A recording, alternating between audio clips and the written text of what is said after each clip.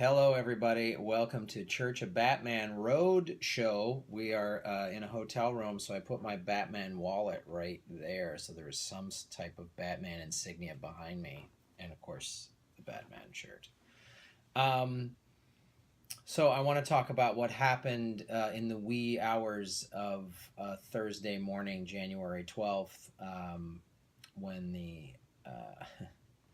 I'll read this one from the New York Times since I'm in New York. The story is Senate takes major step toward repealing health care law. Maybe many of you have seen this online, but I want to read parts of it, and I want to get specific names to you of senators who opposed it and senators who are trying to rush this through. Senate Republicans took their first major step toward repealing the Affordable Care Act, which is also known as Obamacare. Some people who voted for Trump didn't realize those were the same thing. They approved a budget blueprint that would allow them to gut health care law without the threat of a Democratic filibuster. The vote was 51-48. During the roll call, Democrats staged a highly unusual protest on the Senate floor to express their dismay and anger at the prospect that millions of Americans could lose health insurance coverage.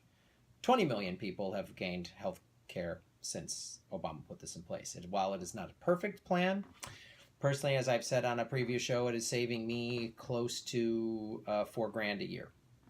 I've seen people post online that one person on Twitter was like, I survived cancer, and the only way I would have is if I didn't have Obamacare, I'd be dead. Other people with pre-existing conditions have talked about it, but that doesn't seem to matter to the Republicans. The vote was 51-48. One by one, Democrats rose to voice their objections. Senator Maria Cantwell of Washington said that the Republicans were stealing health care from Americans. Senator Ron Wyden of Oregon said he was voting no because health care should not be for the healthy and wealthy. So if you live in Senator Ron Wyden or Senator Maria Cantwell's districts, let them know you're happy they did this. And if you live in a district where with other Democratic senators, ask them, where were they? How did they vote?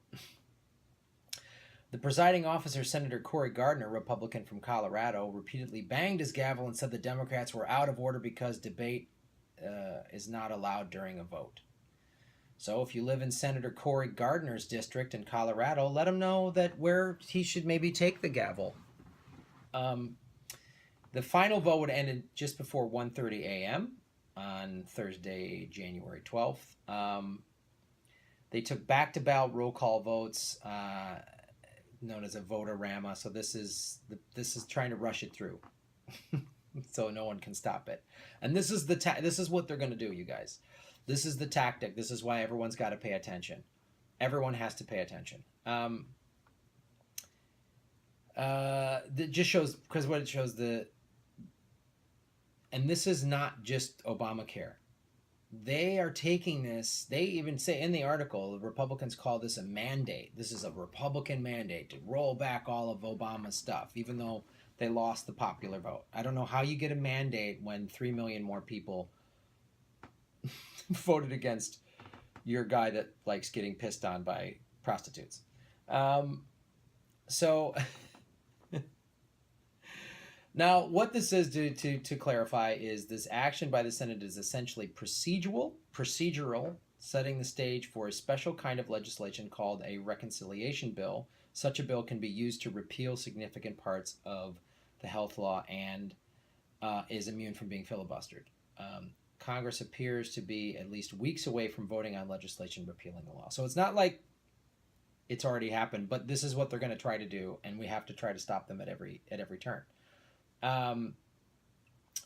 Yeah, they're calling this the Obamacare bridge is collapsing, said Senator Michael B. Enzi, Republican of Wyoming. Let that guy know, and chairman of the Senate Budget Committee. Then we'll build new bridges. We've heard nothing from Trump or any of his people they kept saying, oh, Obamacare is so awful. What's the new solution? We have no idea. They have given us, they don't have one. They had one that was better. Maybe we'd all be on board with it, but they don't have one. Republican leaders say they're going to work closely with Mr. Trump developing legislation to repeal and replace the healthcare law. But it is exactly unclear. Yeah, because Trump doesn't even read security briefings because he's too busy not answering questions from CNN like the crybaby bitch that he is. Oh boy, it's given. Now, some of the people have said, and it says in this article, that 20 million people have gained coverage, and some people's premiums have risen. I don't deny that. It didn't happen to me personally, but if your premiums did go up, I can see why maybe you wouldn't like this. But to just get rid of it, there's also a lot of people on Medicare and Medicaid that are going to be hurt from this. I think is short-sighted and haphazard. But some other names you need to know: Senator Bob Corker, Republican from Tennessee, and 4 other Republicans had sought to extend the deadline of the House and Senate committees have to come up with repeal legislation by January 27th. Now, this gentleman Corker from Tennessee and 4 other Republicans want to extend the deadline to March 3rd, but then Mr. Corker withdrew that, which I'm not, that's curious to me, because I would think they would extend it to try to get more people to rush it through, so they could get more time, because they have to uphold its legislation, so they have to then, this is the first step, then they're on the 27th, the House and the Senate have to vote again to make it the repeal of this legislation official. The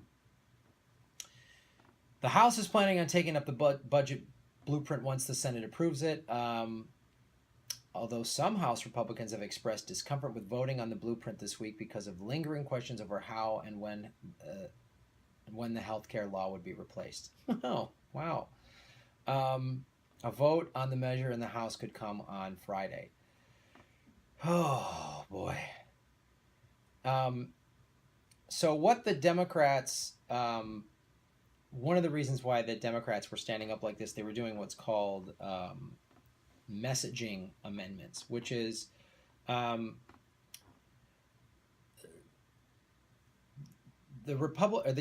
Democrats proposed amendments that were intended to allow imports of prescription drugs from Canada, because the prescription drugs are so much cheaper in Canada, and protect rural hospitals and ensure continued access to coverage for people with pre-existing conditions, among other causes.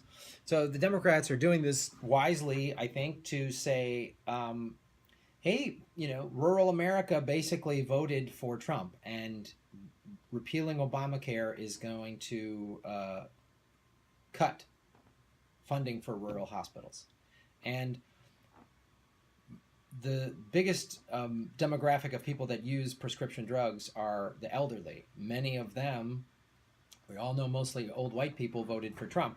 So their prescription drug costs are going to go up. And they don't understand this.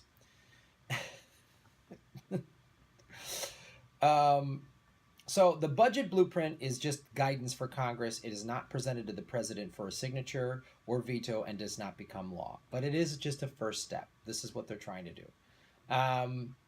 And Senator Roger Wicker, Republican from Mississippi, said this is our opportunity to keep our campaign promises. So if you live in Mississippi and you enjoy Obamacare, let Roger Wicker, if he's in your district, know what you feel about that. Senator Johnny Isaacson, from a Republican from Georgia, said that while working to repeal the healthcare law, we must also talk about what we need to replace it with. So, again, if you live in Georgia and this Johnny Isaacson is your representative, let them know. You go to senate.gov, and you can see a list of, if you don't know what district or who your representatives are, House is for Congress. Go to house.gov and senate.gov and type in your address, and it'll show who your representative is, and then you can go to their page and email or call them and tell them what you think about Obamacare and why they need how you feel, articulate it, and let them know, because they have to listen to all constituents. As I said in the how liberal progressives can use the Tea Party platform, basically game plan, This is how it's fighting on the local level. This is what you have to do. So, Chuck Schumer said, don't put chaos in place of affordable care. So, it's irresponsible. This is rushed, and this is something that we all need to pay attention to because they're going to try to repeal this at every turn. Thanks for watching, you guys. Click the like button below, click subscribe, share it on social media, and I appreciate your comments. I'll do another video where I'll address some of your comments. Thank you guys so much, and stay vigilant, just like the Dark Knight did.